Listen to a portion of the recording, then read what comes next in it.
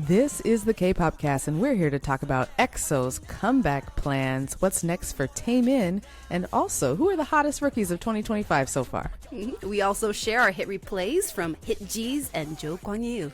But before we get into those topics, don't forget to join the Kpopcast listener fam on Slack and help chip in for the show's costs. Links to those in the episode description. Now for some hit replays. I'm your host, Stephanie. And I'm your Pd-nim, Michaela. Guys, and hit replays are our K-pop song recommendations of the week. So Stephanie, kick us off. What is your hit replay? I'm very excited. So already. Yes, my hit replay, like, smack me across the face is right? Gwang Tongue.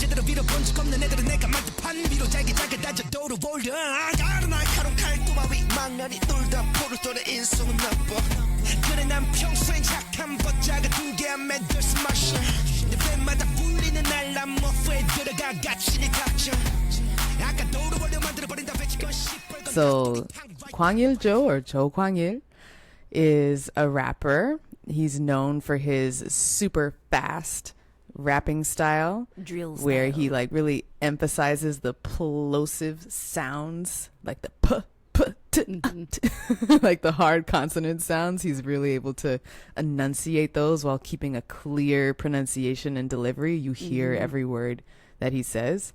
He debuted in 2019, 6 years ago, with the single "Grow Back." I remember when that came out. Right. I was like, ooh, I was playing that one a lot.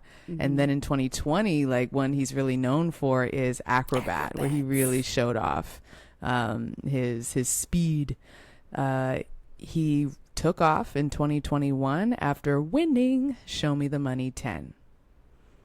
Now he's part of a record label called Dippin' Carls, founded by Brown Tigger. And I just like read these and I'm like, yes, we are in K-hip-hop land, because right? The names of everything are just like ridiculous. And just for funsies, other artists on the label include Wallow and Young Jaundice. Like, come on, guys. Oh my God. But still, that's you gotta love amazing and awful at the same time. Yeah, so awful and so amazing. The wonderful treasure find factor. And so reasons why I picked this song, Tongue. So Tongue is the title track off of Gwang Il-jo's most recent album release. Multi-track. This is a deep multi-track. Yeah. It's the whole album is a banger. You liked Dash a lot, right? Oh, love Dash. Like this and Dash are like, I immediately added them to my workout playlist. Yes, perfect for working out. Perfect for like breaking the speed limit. Perfect for just like pumping yourself up to do whatever you gotta do. It's a hit replay for me, number one, because of that beat. Like I said, that beat just like punches you in the gut, in the face. It's produced by Tal, or Kim Kyung-min, a producer who's worked with other big names, including Yukyam, Big Naughty, etc. A lot of the Show Me the Money crew has worked with Tal, the producer. And it's got an addictive beat. His flow is so satisfying because he enunciates so well. It seems like his breath control is off the charts. And he has some fun lyrics, some fun wordplay. I'll just share one line is 트랙 위에서 흔들어 twerking no protein. I am shaking on that beat, and I mean twerking, not protein. Right. Oh my gosh, yeah. So there's a lot of fun little jokes, little lyrics in there. A lot of food metaphors in this song, where he's talking about tongue twisting, which is what he is known for, what he does best. That tongue technology. He's one of the best at it. Yep. All right, Michaela, I think your hit replay is going in a slightly different direction. Yeah, switching gears, a little hard gear shift to my hit replay of the week. And I'm bringing it back to one of my favorite rookies from this year, HITGS, and their new comeback, AHA.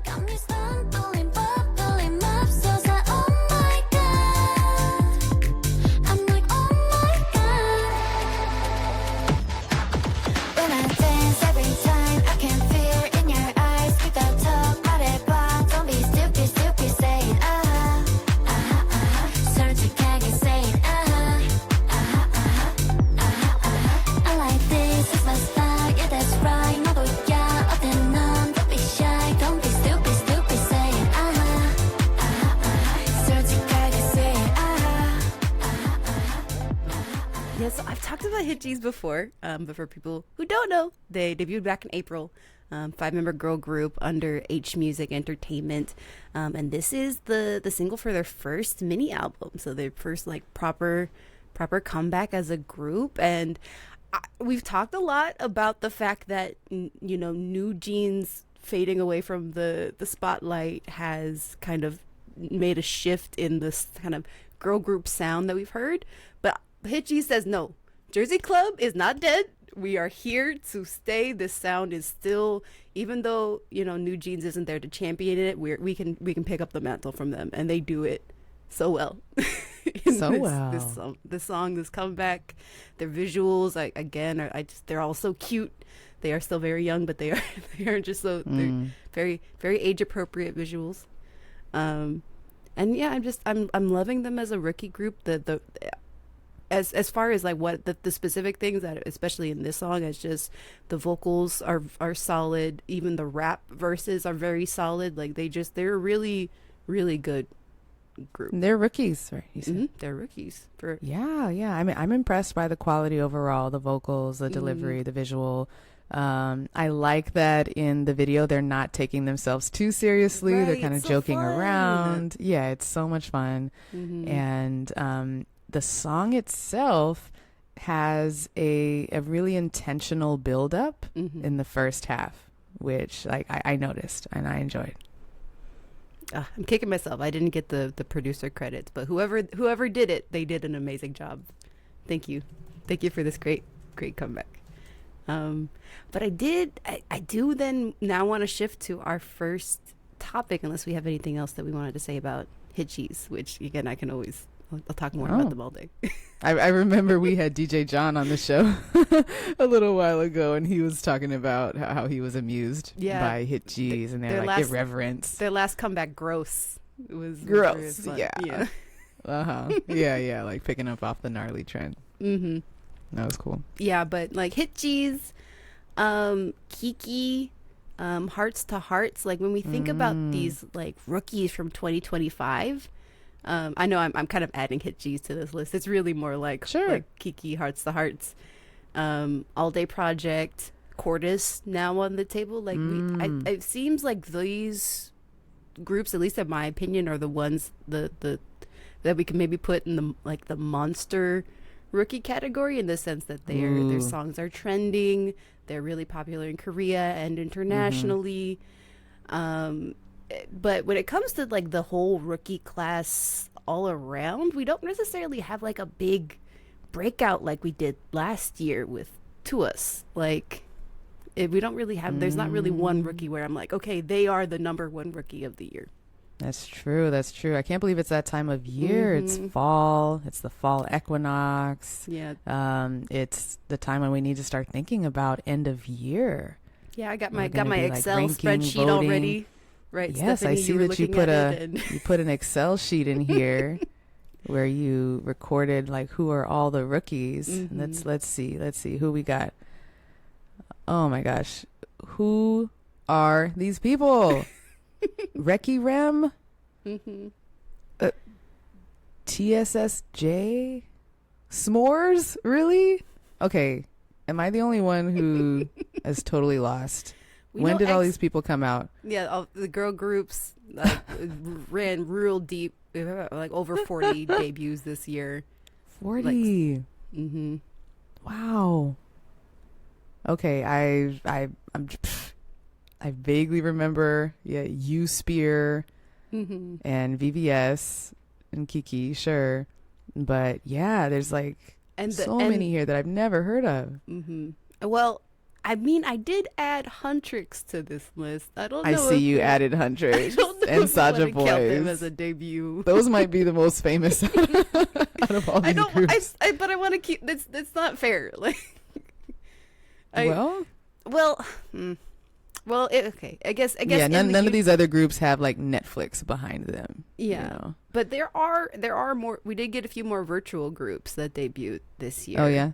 Yeah. What is it? DNA is a virtual group that debuted this year, and then the Saja Boys. Can you remind us what is a virtual group technically? Well, as we've kind of like the standard that Plave has kind of like set for what it is it's Plave, yeah. It's a group that's composed of people with real vocals that are using like virtual avatars as their representation in the form of we don't know their real name, we don't see their face, but we are hearing anonymous. A real person's voice, a real person, and they're either like performing using some kind of like performance capture equipment, or it's like an animated character in a performance that's like animated like secondarily by another person and then performed by that technical virtual idol. Okay, so we're seeing an increase in virtual group debuts in 2025. And then also kind of an increase of co-eds. I mean, we've had at least four. I mean, okay, so Shiku maybe doesn't count. Shiku is under AOMG. Oh, yeah, they're kind of like the co-ed like trio. I don't know if they count as like an idol or a virtual. I don't know. They seem kind of alternative, like a little off the idol track, but I could be wrong. Let us know what you think. All Day Project definitely is moving the bar for co-ed groups. True. Yeah, I think by this time of year we would have had a couple more like monster rookies. It's 2/3 through the year. Cordis, of course, is the name to watch out for. Yeah. Like their debut made a huge splash. But yeah, nobody else, in my opinion. And I wonder what that means. Is it because of the year? Like, is it the fact that now we have, I don't know, third gen kind of coming out of military and kind of re-entering the industry? Is it a shift in the industry as a whole away from groups and more to solo artists? Like, we've seen that at least in Korea, and the trends of like more young people gravitating towards solo artists versus like idol groups. At least that's what we see on the charts anyway. So I don't know. Yeah, it'll be interesting to see what it all looks like by the end of the year. Yeah, and we do have to layer this on to the data, the stats that keeps coming out about the decline of K-pop streaming, the decline in interest globally. And so are we seeing that possibly reflected in K-pop labels' decisions of how much to invest in their debut groups, their new groups? Perhaps. And even the big 4/5, like when you look at who represents them, who's it's big like 5? SM, YG. Who's the fifth one? Hybe, Starship. Okay. Q. I can see that. I don't know. FNC. No. If anybody's Starship. Rainbow Bridge. World. The fifth spot is hotly contested. I have not seen anybody. Well, especially after the great mergers of 2022, like a lot of these labels now like house other labels. True. So it's like they technically have bigger seats than they did 4 or 5 years ago. All right, so speaking of big 5, the original big 1, like it used to be. I feel like I'm reminded of Kendrick's verse, like, F the big 3, it's only big me. Right?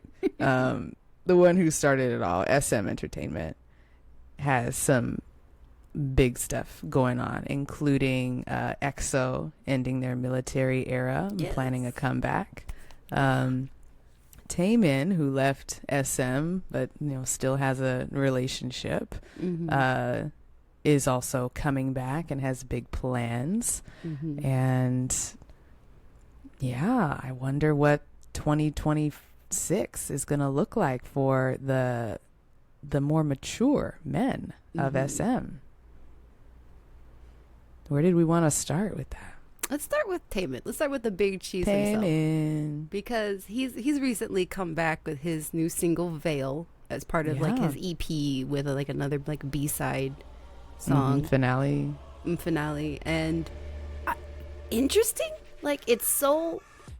I think we kind of talked about this in the Slack stuff. Like it's so consistently Taemin, but it's not anything new, and it almost feels like it doesn't necessarily fit into his discography perfectly. You know what I mean? Like it's yeah. Just, I felt that. And so we're talking about Veil, which is the comeback single from Taemin. It kind of continues off of Guilty for me. The sound, the theme. He loves to play off of Roman Catholic guilt themes, temptation, like literal Christian phrases. Lord, give me mercy. The flower of heresy, born of transgression. Like these are all actual lyrics. Taemin, for reference, people don't is Catholic. His Catholic name is Francis. Oh, Francis.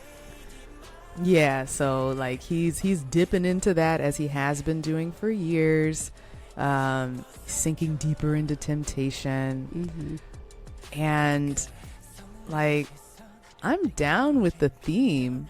I appreciate the level of like grandeur he brings, the theatricality he brings to especially his music videos and his live performances. I got to see him live last year and was blown away with just how much of a big scale entertainer he is.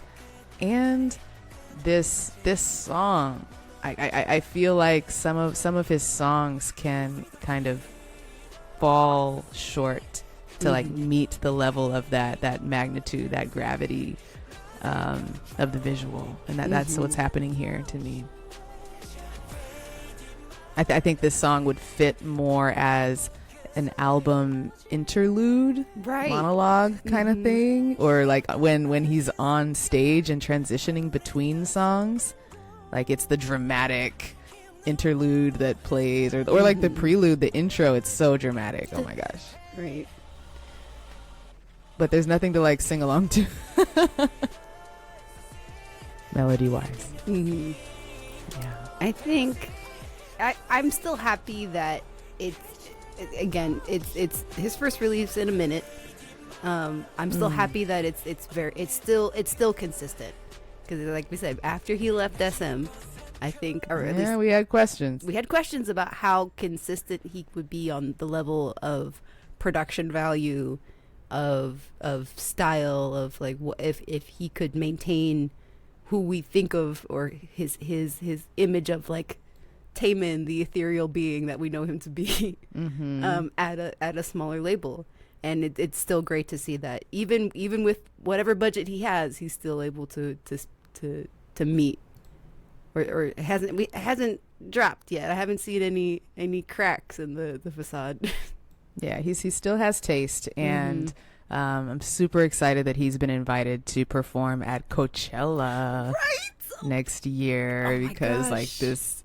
Wow. I think we did our Coachella review this year, and we were discussing who might be the next K-pop artist to be invited. And I'm pretty sure, roll the tapes, that Taemin was near the top of our list. Like who could own that stage? You know, because we were maybe a little disappointed in how some K-pop artists treated it like an M countdown kind of thing, and didn't really bring the theatricality, and Taemin would not have a problem with that. Nope. Yeah, but yeah. I'm very curious though, where he'll be performing, when, like what stage he's going to be. I want to see fire. I want to see water. I want him like flying over in the air. Audience. Yes. Spare no expense for Prince Taemin. Right. That's what I need. And so we've got Taemin, we've got Cat's Eye.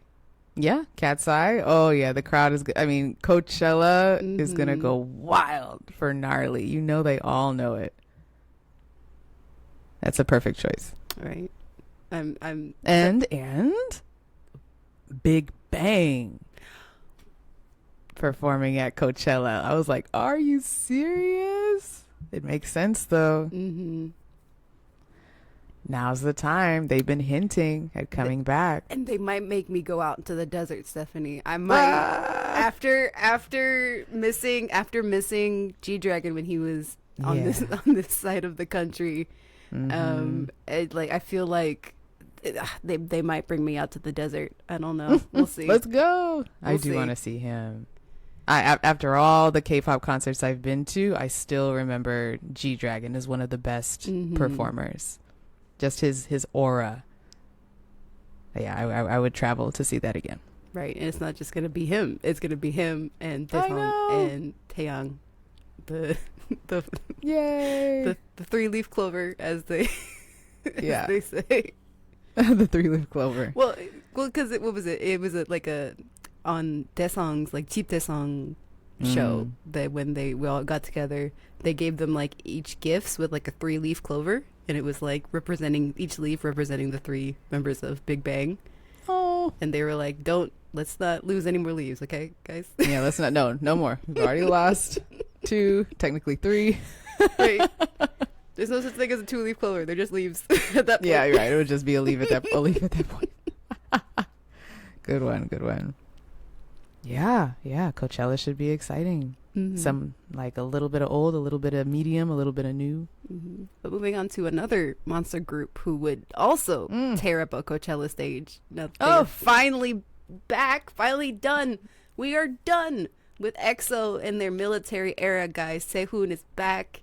He's already causing mischief, but I'm very excited. But also tentatively excited because just again to give people a quick backstory over the past few years. Yes, please. EXO is 9 members and will forever be 9 members, but 5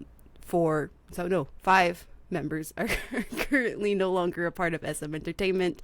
Lei, the only remaining Chinese member left to go solo. Dio also left, and very notably, EXO-CBX, the group with Baekhyun, Chen, and Schumann, left. So it's we're tentative to see if we're actually going to get a full group comeback, because they've teased something for this December. But we don't know exactly what it's going to be, or at least who's going to be involved in it, because we got to talk about the teaser. Yeah. So if y'all know EXO is the original group of lore.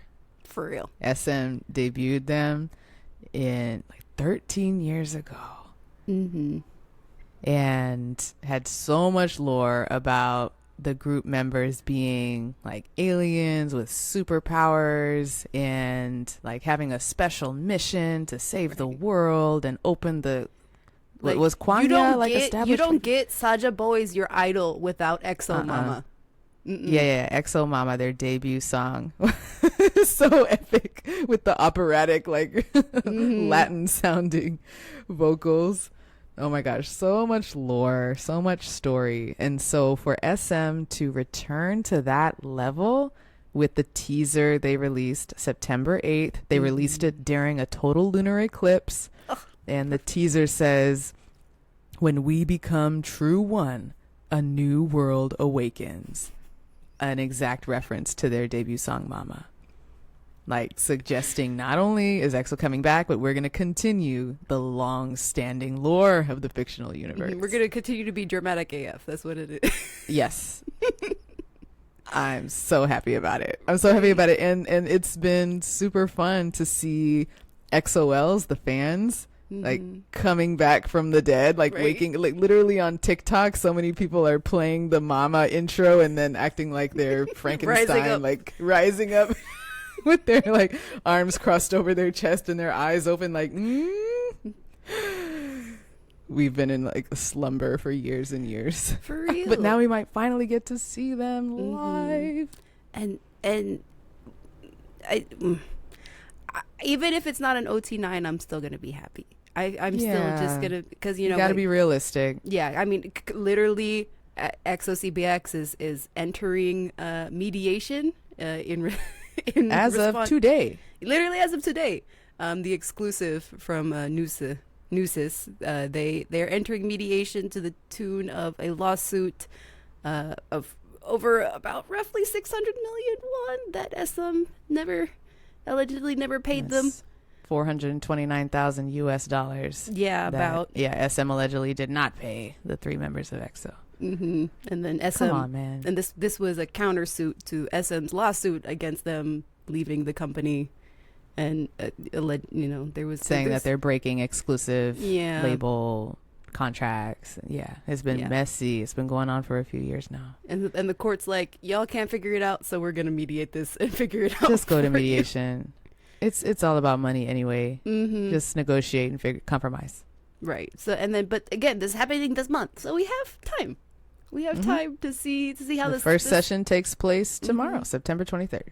Yeah, so we'll see how this plays out. I mean, but again, like as an XOL, I'm just happy for whatever miracle happens in December. Concert wouldn't be the same without the vocals of Baekhyun, Chan. Yeah. Crossing fingers. And we're really crossing fingers. Like the maybe most improbable, but would be the miracle in December, as you mentioned in the Slack, would be if Lay could return. Right. I don't know if it's just fans speculating, but the fact that Lay, I think in a recent live, he performed an EXO song or a little like medley, and the fact that he has been attending EXO solo members' concerts, and I think one member attended his concert. Was it Suho or Sehun? Yeah. Yeah. So they're still like friends and supporting each other. It's not that Lay like hates them and doesn't want to be together. Lay having to leave is probably mostly due to political disputes between China and Korea, like around, was it 2018, 2017? Yeah, the political tensions when China banned Hallyu content, and Lay had to like make a decision. So I think he would have loved to stay and be involved in more activities, and he has been involved in certain EXO releases as recent as 2021. Yeah, Don't Fight the Feeling. He was there. there. Yeah, he was in Don't Fight. Yeah, he was edited there. but he was there. Yeah, he Dancing made around. time. Exactly. So it would be, oh my gosh, to be in the building as he like comes out on stage and just hear the crowd erupt welcoming him home. That would, to his K-pop home. China being his home, because he has a proper home in China. Like he's got labels, he's got like groups he's debuting. He's doing super well, he should. Amazing, as he should. Like, don't let K-pop hold you back, man. And please come visit. Right? Please visit. Please visit us. Yeah, that would be amazing. So, right. Crossing fingers hard for that. Hey, if we got Dio to come on and do a little R&B thing, I feel like I feel like that was like a good like sign. Like that was a sign of like good things coming in the like they're listening. Exoplanet. They're listening to the people and what we want. You know who is also listening to the people and what we want in Who's EXO? Kai on his latest tour, Kai On. And I'm looking at you, Mexico. I'm looking with bitter, jealous envy at Mexico, who won the tour because, first of all, he was not gyrating and swirling like that in any other location. He did not remove as much clothing as he did at any other location as he did in Mexico. He put on a custom bedazzled sombrero and was dancing to Bomba and maybe Rover. Like, I wasn't there. I don't know. Right. But he looked the best, better than he has ever looked. I was as close as to being there as I could have gotten, Stephanie. After I saw those clips going around, I'm like, I've seen so many angles, so many like tempos, so many edits, like all the TikToks. Yes. Woo. The slow Kim Jong-dae, edits. The man you are. Yeah. There's so many of the comments in Spanish talking about like this is my Hidalgo. This is my like president. This is my you know, the national anthem for Mexico. We're going to sing it. We're going to cheer for him like that. Yeah. Like, he has pride in his race. You know, he's a true Mexican. All of these comments. So funny. But I do want to shout out really quickly Tamar's writing about I mean, she kind of like asterisk phrased it as like he knows what women want, in the sense like he not just women but like men attractors and attracted male attracted beings. Yes. Yeah, and that his solo persona is just so good for people who are into him. Yeah, because it's the perfect mix between sensual, sexy, dark, bad, and playful. Right. Kind of boyish, playful, naughty. Cute. Right. Yeah. Kind of reminds me of Rain in that way.